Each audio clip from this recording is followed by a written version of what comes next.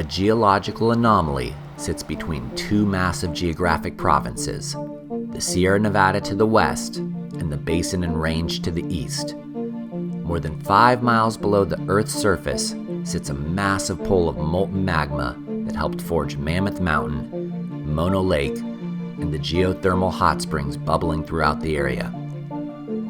We're taking 4 days to explore this region, tackling as much of the 360-mile Mammoth Backcountry Discovery Trail as we can.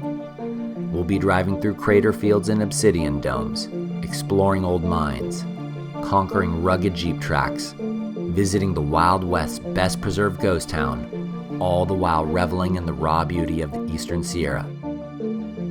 Come along with OTG and our friends as we take on the Mammoth BDT.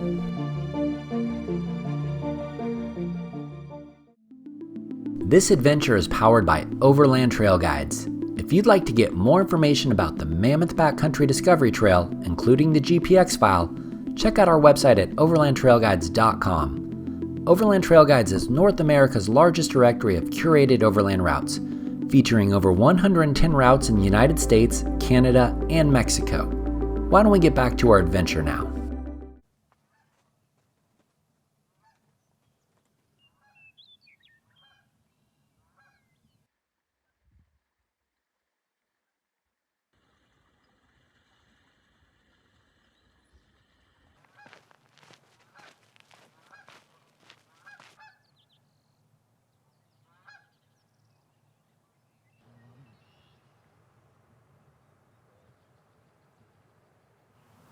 We're just outside of Mammoth Lakes right now, next to Hot Creek, in an area that is full of all sorts of geothermal activity.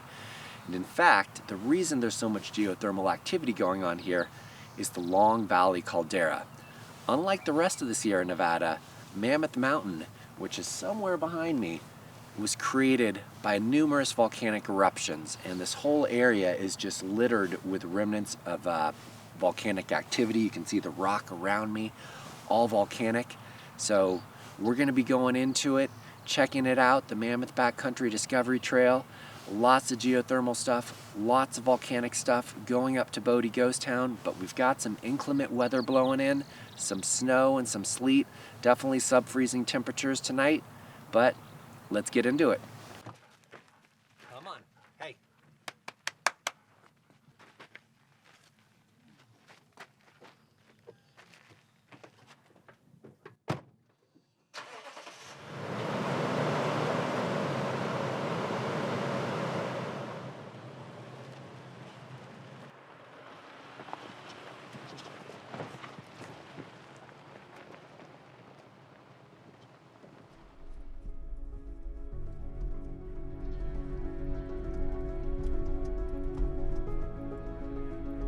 Over the next 4 days, we're tackling as much of the 360-mile Mammoth Backcountry Discovery Trail as we can. The big question mark right now is the weather. After a pretty treacherous drive down Highway 395 last night, and with more snow forecasted to roll in later today, our route is totally up in the air. Can we actually get into the higher elevations? Who knows? But there's only one way to find out. So we're hitting the trail, heading north through the volcanic tufflands, making our way to the Owens River, and seeing if we can reach the various obsidian domes just north of Mammoth Lakes.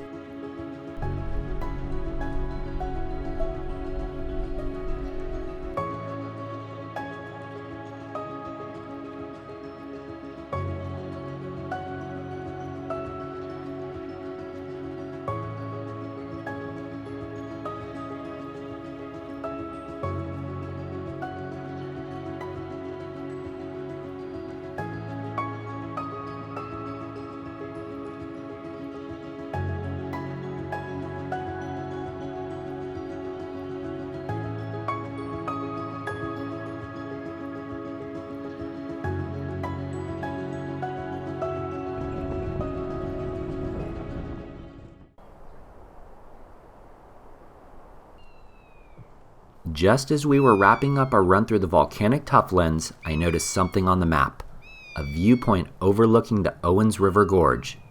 We pulled the rigs over and took a quick walk up to the edge.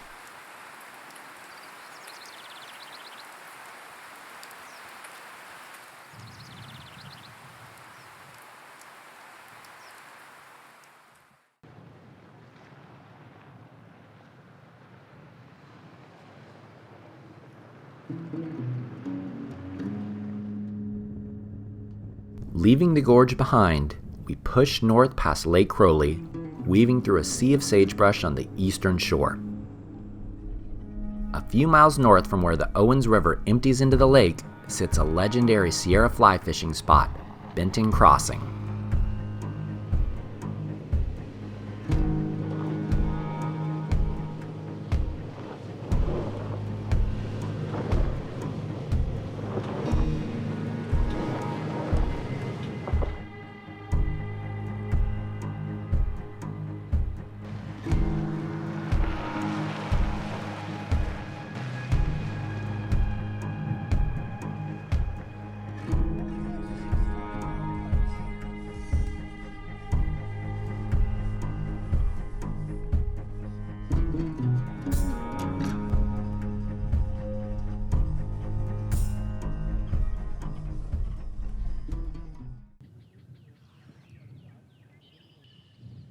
This stretch of the Upper Owens River is legendary for fly fishing due to its wide open meadow banks and deep oxbow bends, which makes casting a breeze.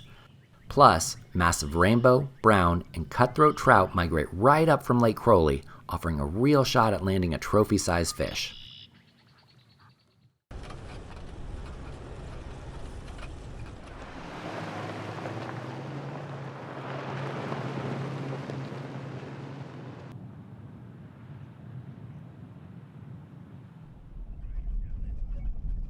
From Benton Crossing, we continued making our way toward Mammoth Lakes, passing the geothermal waters of Little Hot Creek along the way. From the hot springs, we shot across the highway and started picking our way through a series of bumpy dirt tracks on our way to the June Lake Overlook, our planned camp for the night.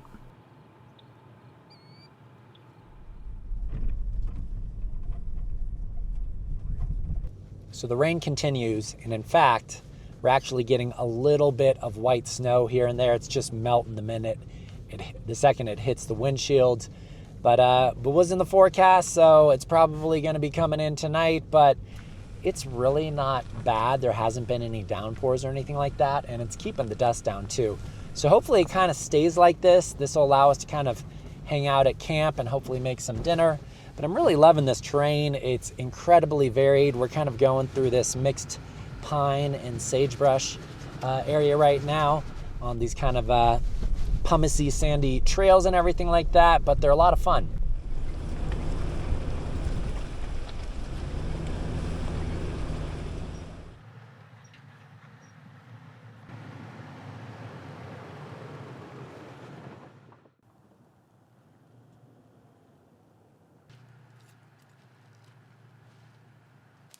The overlying exploration Flagstaff, right? Yeah, that's one of them. I don't know how the other one in Costa Mesa. I'm surprised they never tried to do one in North Hutchinson.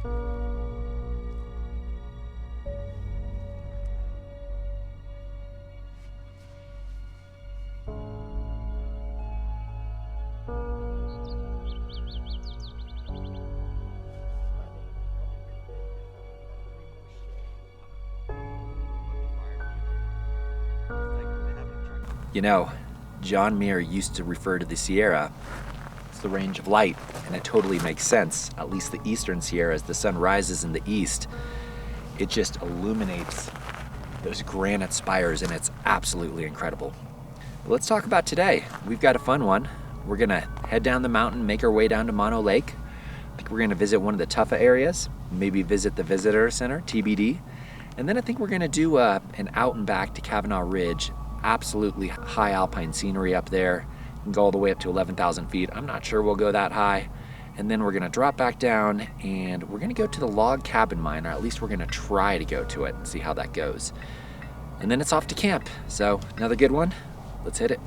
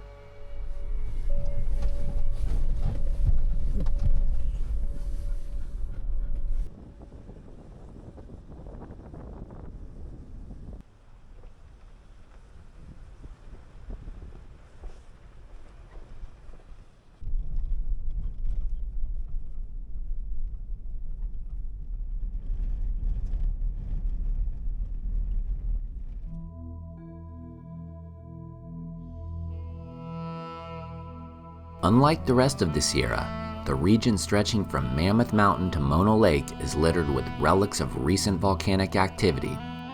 Yesterday, we picked our way through a network of trails surrounding lava flows and obsidian domes. And today, we're heading straight into the heart of the Inyo and Mono craters. Formed between 40,000 and just 600 years ago, these rhyolite domes were blasted out by subterranean steam explosions before thick, glassy lava oozed up to fill the gaps. They sit on the exact same fault line that created Mono Lake itself, making this 25-mile chain one of the youngest volcanic ranges in North America.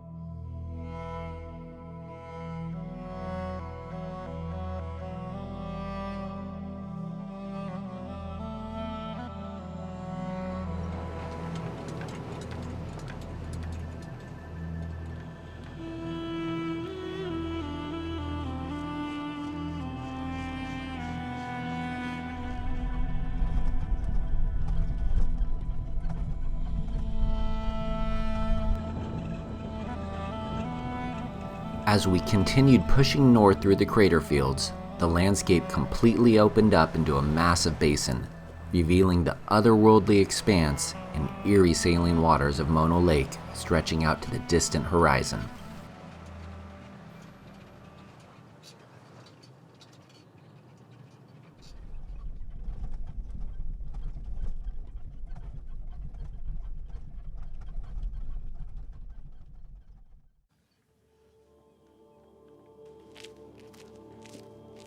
Standing among the ghostly spires of the South Tufa area, you quickly realize Mono Lake is no ordinary body of water. It's the northern anchor of a massive volcanic ecosystem, part of the same restless rift zone that carved the Long Valley caldera and fueled Mammoth Mountain. These surreal limestone towers weren't created in the open air. For centuries, freshwater springs rich in calcium bubbled up from deep beneath the lakebed, reacting with the salty, carbonate-heavy water to form solid stone. Hidden beneath the surface for generations, these monoliths were only revealed when the lake levels receded, leaving behind an eerie, ancient cathedral carved by fire, water, and time. You know, you come to a place like Mono Lake and you just can't help but feel the connection to the geology, the history of this place. It spans millions of years. Well, Long Valley caldera about 700,000, but still, like, you see what can happen over grand eons of time. You end up with places like this that's just these clouds, the tuffas. It's really something else.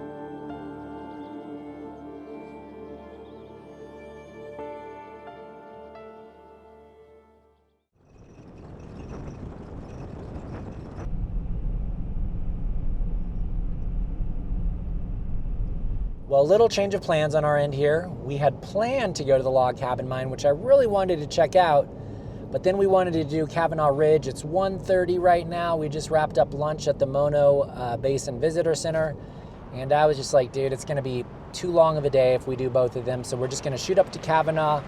Nice out and back, spectacular scenery up there, and then we'll be dropping down to camp.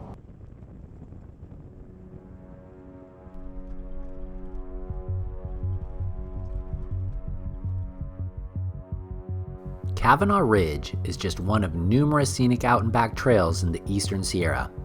And looking up the mountain, it was pretty clear the snow was going to block us at some point. So instead of pushing for the top, we set a new goal: make it to 10,000 feet.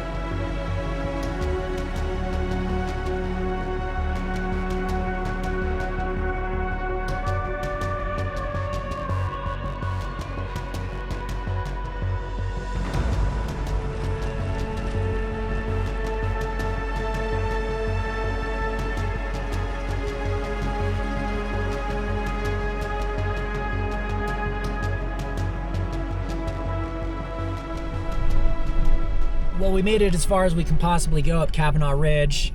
It was pretty easy, then all of a sudden, snow just got really deep. I'm assuming this is the same place where the tracks that we were following, they turned around as well. And you couldn't even see where the trail was, and it looked like there was a bunch of maybe logs underneath. So going back down the mountain and get to camp at a nice hour today. In case you were wondering, we did break 10,000 feet before making our way down the mountain. The Dunderberg Mill track was a bit bumpier than expected, but the views of the snow-capped peaks were absolutely next level.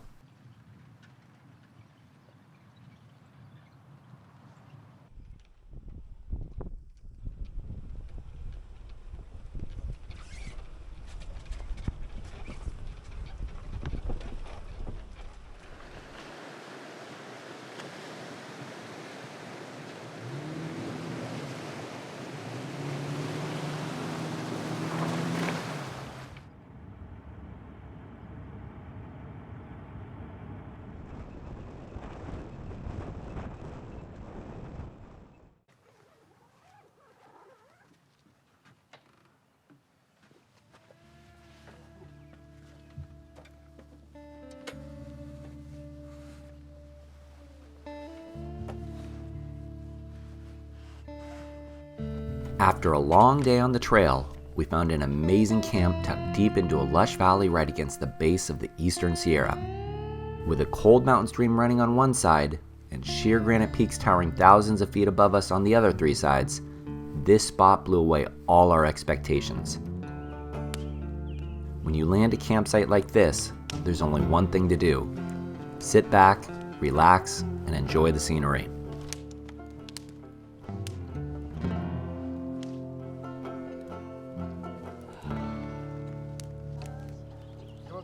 There are guys in those strong guys. They are setting up the rig.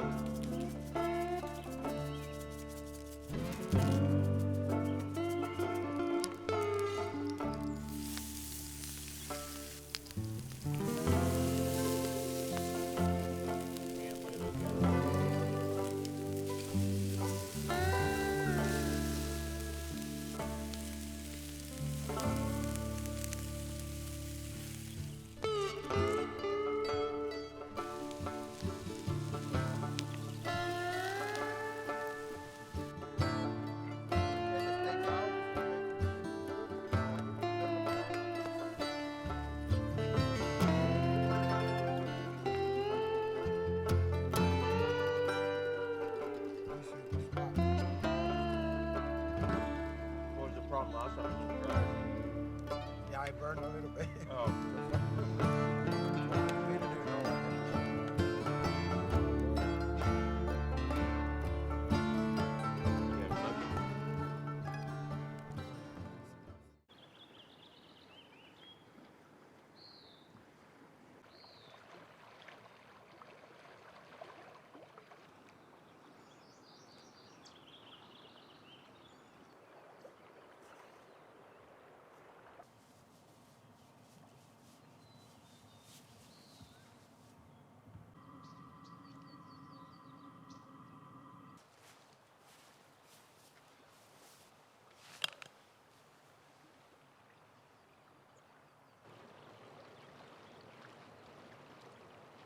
Well, you cannot complain with this.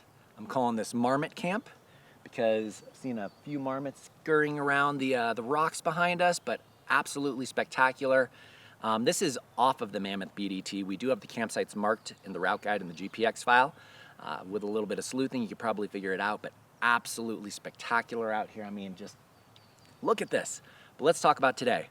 Big ticket item for today is the Sweetwater Mountains, one of the highest elevation drivable roads in the state of California at nearly 12,000 feet. We'll get up to like 11,600 and something odd feet when we go over Mount Patterson, if we get over it. Because remember, it was snowing about a day and a half ago. This was probably in snow 36 hours ago. It's melted off. We're gonna be above the tree line, so fingers crossed. Hopefully we'll make it up and over. If not, we'll still have fun. Still probably plenty of views, and then gonna hopefully check out some old mines if we can get up high enough, but we'll see. Let's get into it.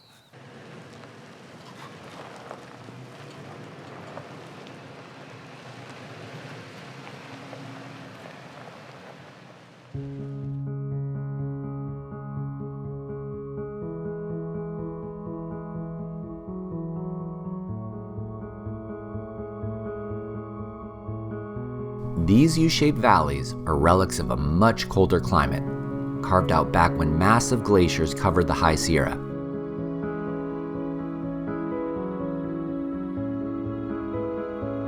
As those ice sheets retreated at the end of the last ice age, they left behind granite cradles of life teeming with pine forests, rushing mountain streams and rivers, and lush alpine meadows.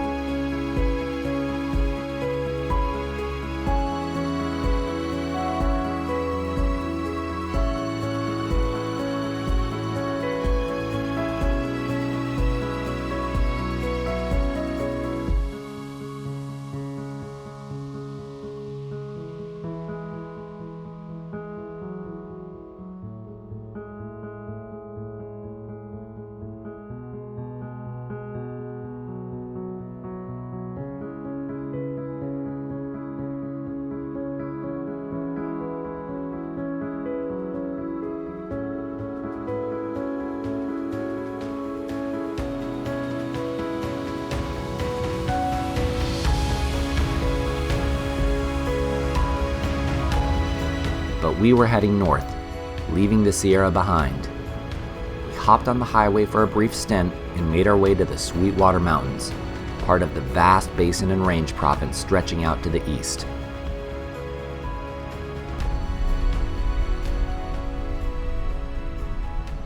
So we're back on the main route here. You can see the Sweetwater Mountains directly in front of us, and what do you know? There's definitely some snow up there. I'm looking at the south-facing slope right now, which probably means there's more snow on the north-facing slope. At the very least, it'll be some fun. Who knows if we're gonna get over it, though.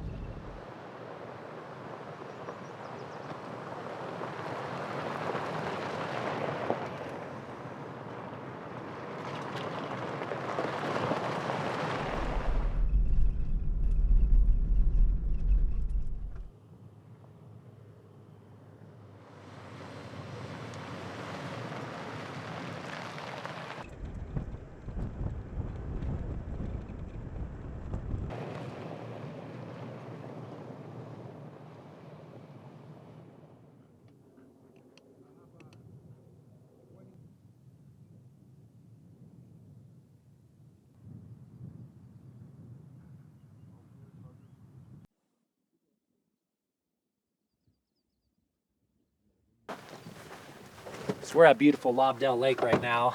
Absolutely gorgeous up here. I'm getting a better view of what's up there. Definitely some snow. Remains to be seen what happens. We're gonna have lunch here, just hang out for a little bit and enjoy this and head up the mountain.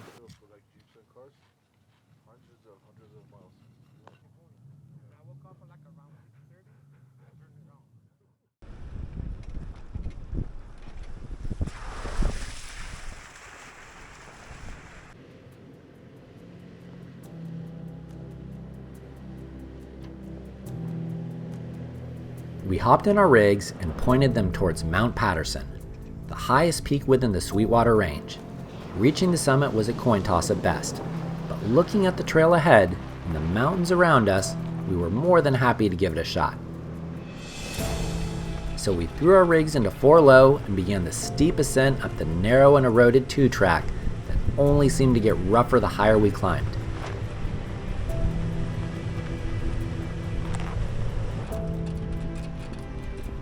Ron and Edgar took the lead as Joey and I hung back, anxiously awaiting the radio call to hear if they ran into any impassable snowbanks.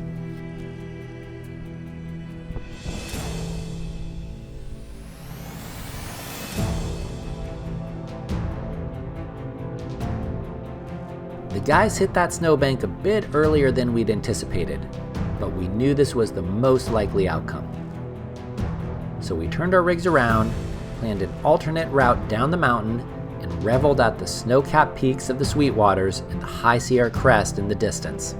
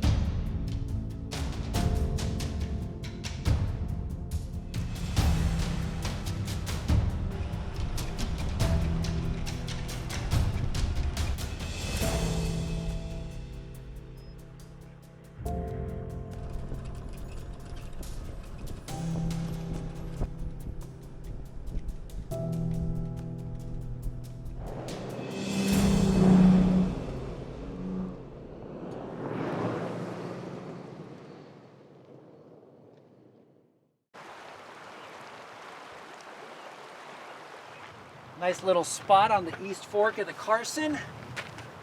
Let's get this going.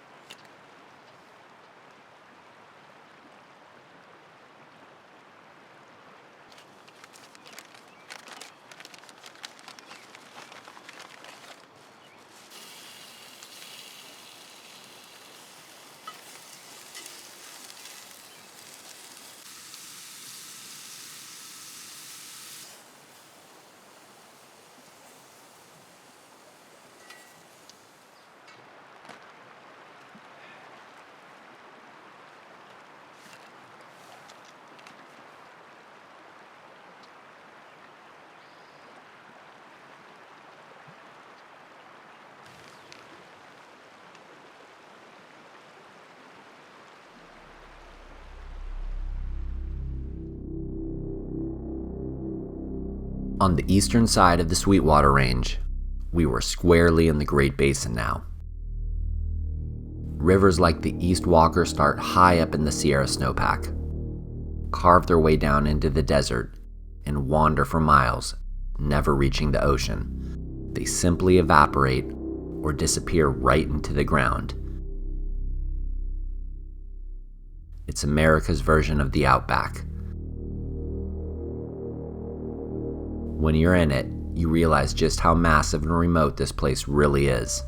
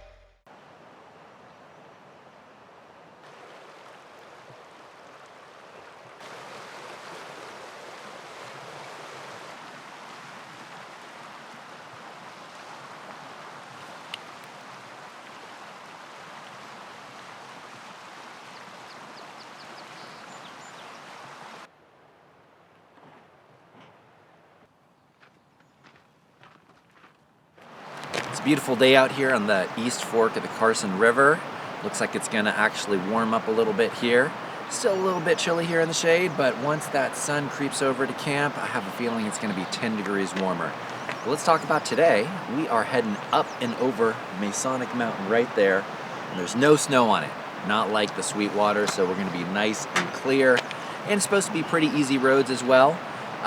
Two goals today. We're going to, I think, the Chemung Mine, which is kind of in the Masonic mining district.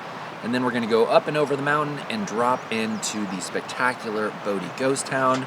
Pretty easy day as far as off-road travel goes. I think we're doing maybe 25 miles. And I think we're gonna wrap up and try to camp over by the Travertine Hot Springs, do a nice soak tonight if we can. And it looks like there's some BLM camping that is right around the corner from it. So let's go get into it.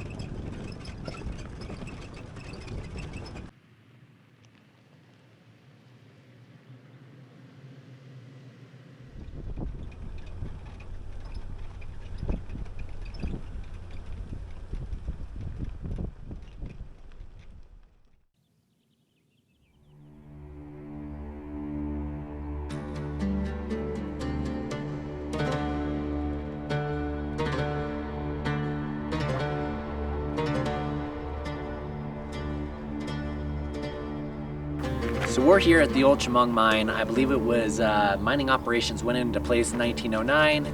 Gold and silver was extracted from the mines around here, obviously processed here. Just one of many kind of like mining camps that existed back in the day. We're gonna go over the mountain to Bodie next, and you're to see how spectacular that mining camp is, just because so much of it has been preserved. But this is still pretty darn impressive. A lot more than you usually come in. Hopefully people don't vandalize it. It is a piece of history and always interesting to check out. Let's hit the trail.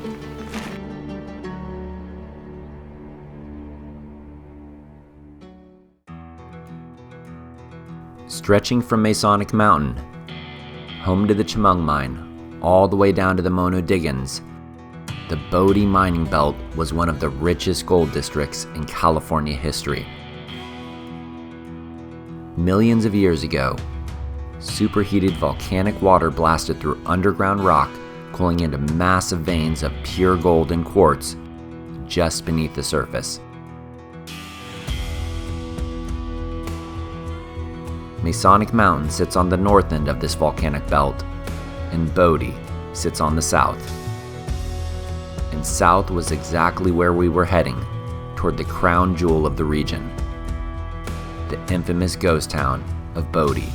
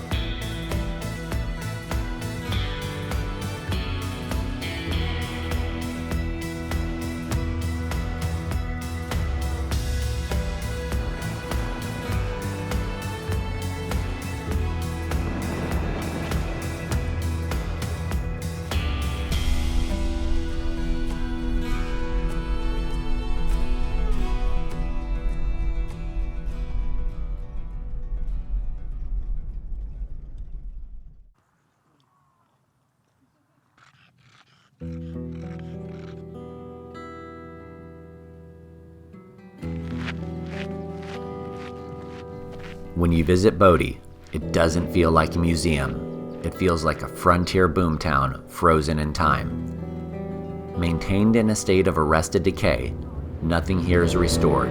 It's simply protected from falling down. Step up to the windows and you'll see tables still set for dinner and storefront shelves lined with dusty goods. It feels as though 10,000 people just got up and vanished, leaving their lives behind to slowly weather in the high desert sun. At its peak in the late 1870s, a $35 million gold strike transformed this lonely, windswept plateau into a roaring, lawless metropolis. With dozens of saloons lining Main Street, shootouts, brawls, and gambling debts were a daily occurrence, giving rise to the dark warning of the era. Good God, we're going to Bodie. But that fortune came at a heavy cost. Sitting at over 8,000 feet, survival meant enduring brutal, unforgiving winters. Blinding blizzards and sub-zero winds battered these flimsy wooden shacks for months on end, testing the resolve of anyone desperate enough to chase a piece of the motherlode.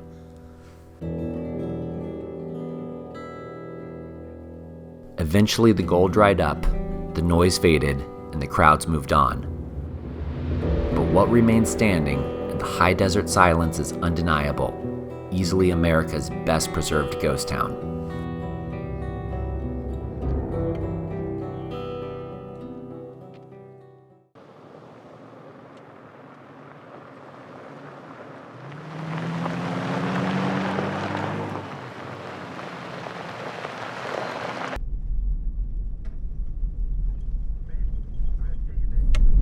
Bodie Ghost Town, pretty darn impressive.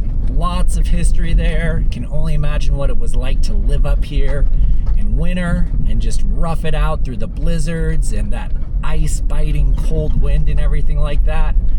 But we're on our way to the Bridgeport area. Gonna see if we can go down to the hot springs, and that'll be a wrap. Enjoy some brewskis and just enjoy the awesome company we have.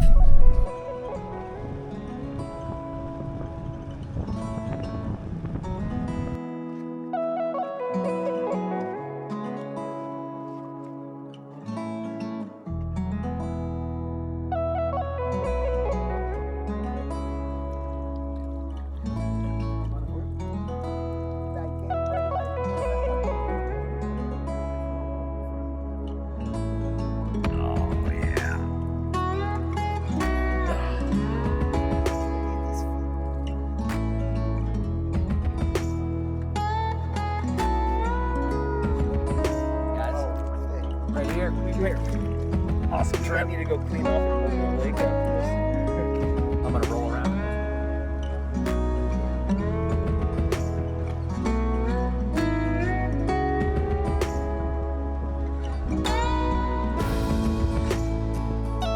Well, the views in the Eastern Sierra never cease to amaze. But that concludes this adventure. Remember to stay wild and wander far. Till next time, Godspeed.